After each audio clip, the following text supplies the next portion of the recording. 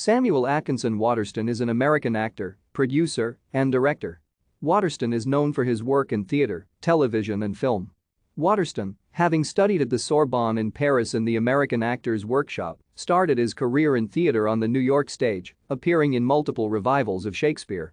In 1977, he starred in an off-Broadway production of Measure for Measure as Duke Vincentio alongside Meryl Streep and John Cazale at the Delacorte Theatre.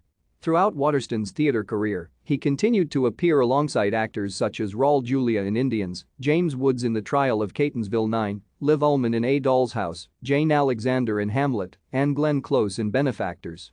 In 1993, he portrayed Abraham Lincoln onstage in Abe Lincoln in Illinois, where he received a Tony Award, Drama Desk Award, and Outer Critics Circle Award nominations for his performance. In 1974, Waterston played Nick Carraway in The Great Gatsby alongside Robert Redford and Mia Farrow, earning a Golden Globe Award nomination for his performance. Thank you for watching. Like and subscribe if you would like to view more of our videos. Have a nice day.